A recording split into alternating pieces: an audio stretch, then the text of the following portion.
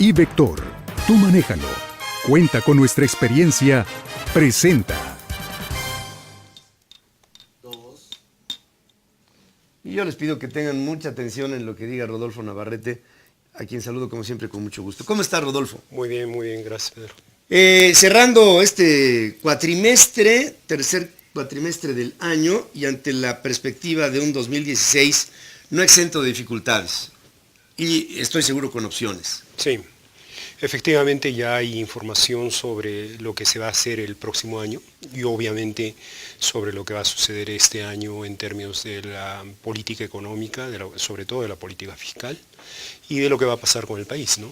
En términos económicos. Yo diría que lo que resta del presente año, pues lo que nos queda esperar es básicamente el famoso ajuste del gasto público que anunció el secretario de Hacienda en enero de este año. Sí. Las cifras que se están dando a conocer mostraron que al mes de julio se realizó el primer recorte del gasto público. Recordarás que en las anteriores ocasiones habíamos comentado que el anuncio del secretario de Hacienda no se estaba manifestando en las cifras. No había el recorte del gasto público que había señalado, pero en julio ya comenzó. Entonces ya inició un recorte importante del gasto público y es probable que en los próximos meses veamos todavía recortes mucho más claros en línea con lo que había señalado el secretario de Hacienda. ¿Se pueden anunciar más recortes? Para el próximo año sí. Para este año yo creo que ya se anunciaron, solo que no se habían efectuado. Entonces se están realizando en la segunda parte del año y lo que veríamos pues es que la economía probablemente se va a desacelerar de manera importante en el segundo semestre del presente año. Ya llevamos algunos meses, pero todavía no hay información.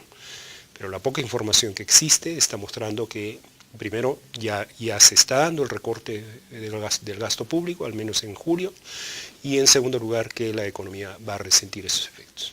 Yo he visto que de manera constante el gobierno ha reiterado una creación de más de 700,000 empleos en el Instituto Mexicano del Seguro Social. Como aquí lo estamos viendo en esta mesa, más que nada esto no tiene que ver con la creación, en la mayoría de los casos, de nuevos empleos, sino con el realineamiento del registro de los mismos ante la planta laboral ya existente. Así es. Si tú tomas las cifras del Seguro Social, efectivamente hay un incremento del empleo formal.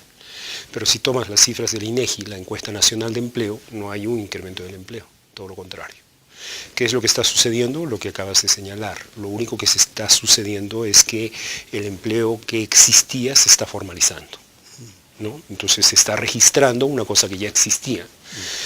Por tanto, pues no es un indicador, digamos, confiable sobre lo que está sucediendo con la economía. Al contrario, lo que está sucediendo con la economía nos está diciendo que el crecimiento es relativamente modesto y está sujeto, o estuvo sujeto, fundamentalmente al ejercicio de un fuerte gasto público en el primer semestre. Yo diría, el buen resultado, o el relativamente buen resultado de la economía en el primer semestre, recordarás, creció 2.4, que no es una cosa extraordinaria, está sustentado en buena medida o en parte al gasto público. Un gasto público que estoy viendo limitado en los objetivos de, por ejemplo, construcción de infraestructura. Así es. La pretensión de inversión en la macroestructura que se tiene planeado, por ejemplo, para el Aeropuerto Internacional de la Ciudad de México, es en el proyecto, digamos, hasta una fase que nos permitiría empezar a operar de prácticamente 169,000 millones de pesos. Y se liberan recursos para este aeropuerto en el año que entra de 5,500. Así es. Tú que sabes de proporciones, pues 5,500 contra casi 170,000 millones. No es importante. Pero eso es lo que va a suceder, lo que está sucediendo y lo que esperamos que suceda con mucha mayor profundidad en el 2016. No hay de otra. Pero entonces, ¿qué se va a emitir papel? ¿Se va a salir a los mercados? ¿Habrá un mayor endeudamiento por otras vías diferentes a las autorizables por el Congreso? Muy probablemente. Mira, lo bueno de todo esto es que ya salieron los criterios generales de política económica del 2016, hace un par de semanas, ya hay el proyecto de presupuesto, ya hay el proyecto de la nueva ley de ingresos, entonces ya hay cifras, ya conocemos qué es lo que está pensando la Secretaría de Hacienda sobre lo que va a hacer el próximo año y qué va a pasar con la economía el próximo año. Yo te diría, ellos están estimando un crecimiento económico de 3.1%. En otras palabras, el crecimiento del próximo año, según la Secretaría de Hacienda, va a ser mejor que este año. Lo cual es bueno. El único problema es si es alcanzable o no es alcanzable. Desde nuestro punto de vista, en Vector Casa de Bolsa, nosotros hemos venido insistiendo mucho en el sentido de que la economía todavía no tiene fuerza como para crecer. Nosotros consideramos que el próximo año la economía va a crecer muy débilmente, muy probablemente igual que este año. O tal vez menos. O tal vez menos. Sí, yo voy de acuerdo. Entonces son visiones completamente diferentes, te das cuenta. Y obviamente esto tiene implicaciones para las estrategias de inversión también diferentes. ¿Por qué creemos que el próximo año no va a haber un crecimiento como señala la Secretaría de Hacienda? A mi modo de ver, la Secretaría de Hacienda se está viendo relativamente optimista, ¿no? ¿Por qué? Porque en primer lugar creemos que el gasto público se va a recortar mucho más de lo que se está anunciando. Sí. ¿No? En segundo lugar, creemos que hay una visión relativamente optimista sobre los ingresos públicos.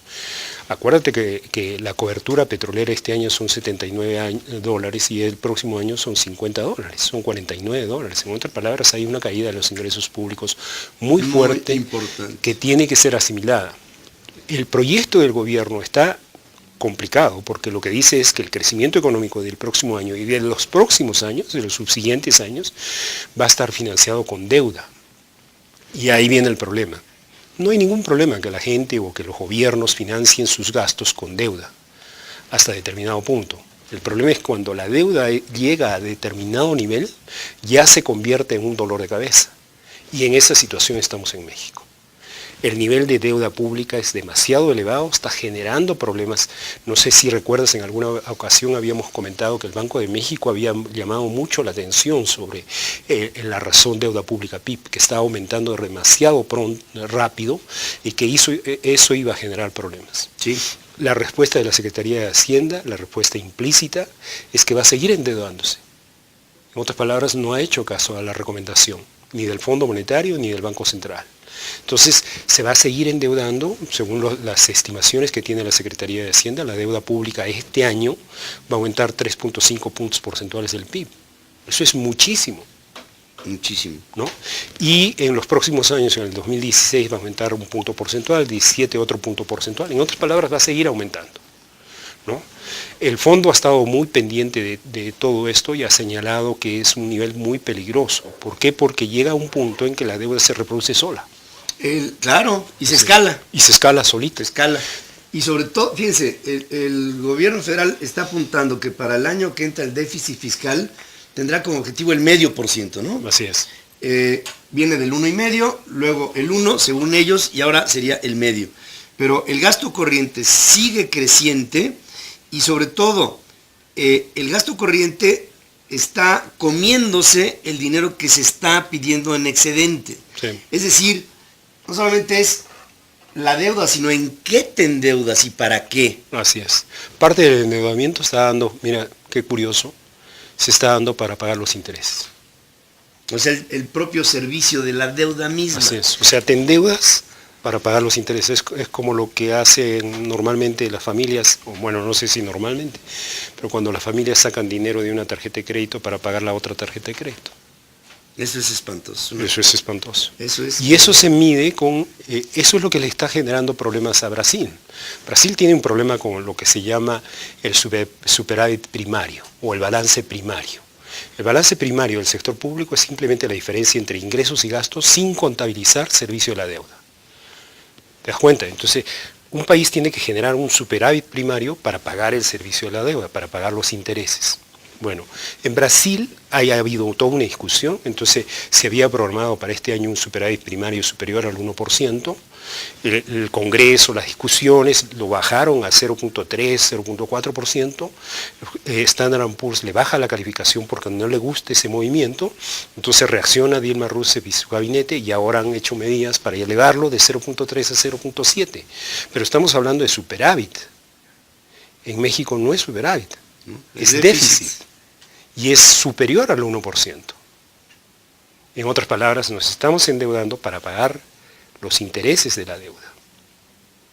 Bueno, el próximo año se está proyectando un crecimiento de 3.1%, lo que tendría que haber es una reducción drástica del gasto público, ¿no? O un incremento de los ingresos, ¿no?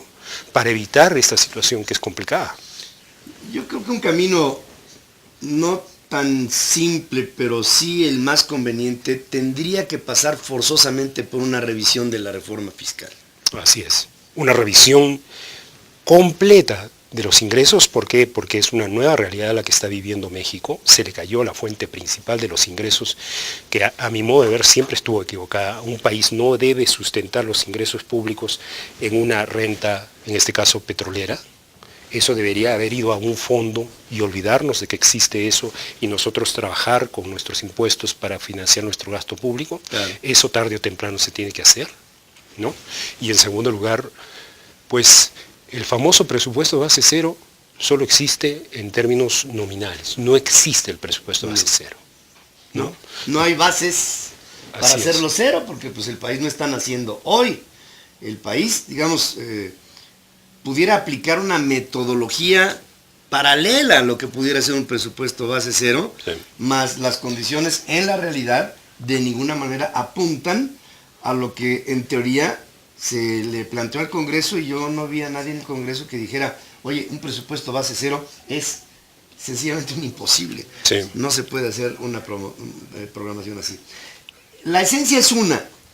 El año que viene va a tener muchas correcciones a la baja el Sí. crecimiento. Sí, sí, definitivamente. El año que viene vendrá con muchas limitaciones que ya de marca nos hablan de un país que está endeudado en niveles peligrosos, y que pudiéramos ver cómo esto, si no se hacen políticas públicas corregibles abiertamente entre el Congreso, los sectores productivos en el país, para llegar a una comunicación realmente clara de lo que pudiera ser estímulos a la economía, hoy estamos viendo solamente aspectos restrictivos de la misma, que tienen a la economía lenta, con un consumo interno bajo, con un poder adquisitivo de la clase media que se ha venido cada vez recortando más, ante un evidente aletargamiento de la economía mexicana en uno de los, para mi gusto, de los momentos más peligrosos por los que hemos circulado como mexicanos. Sí.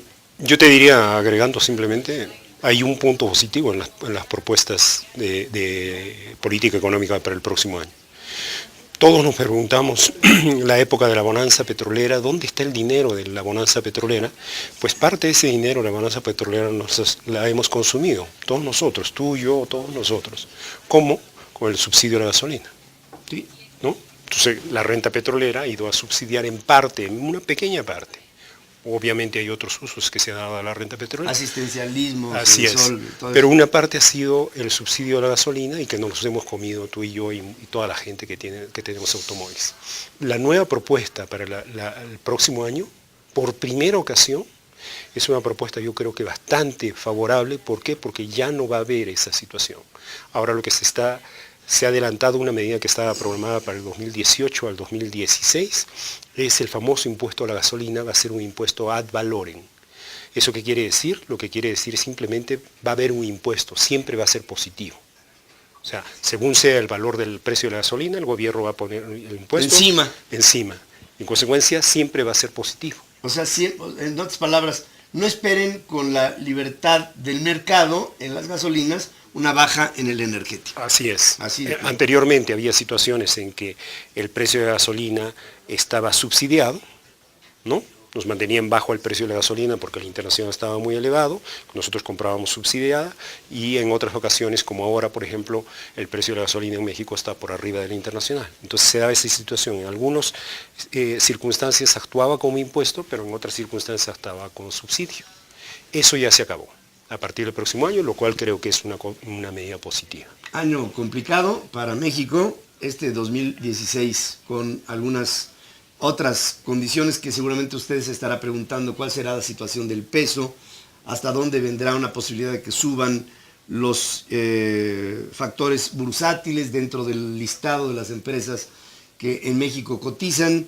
Hay algunas incertidumbres en el mercado que se levantan bajo la premisa de cómo crecerá la economía norteamericana, cómo se consolidará el bloque europeo, qué tanto crecerá China. Hay muchas variables, pero por lo pronto aquí hemos visto un análisis puntual de lo que desde el lado nuestro, aquí en lo que a nosotros nos compete, pudiéramos o no echar a andar. Creo que el gobierno mexicano tiene mucho que escuchar y mucho que accionar de lo que escuche, si es que queremos corregir en serio lo que apunta a ser restrictivo para el 2016. Rodolfo Navarrete, como siempre, gracias. No, gracias a ti. Ahí en Vector... Vector.com.mx en internet y por teléfono en 018.000 Vector. Ahí está Rodolfo Navarrete y un equipo muy importante de expertos que analizan esto a sensatez. Ustedes lo acaban de escuchar. Vamos a hacer una pausa, regreso aquí con más información. iVector, tú manéjalo. Cuenta con nuestra experiencia, presentó.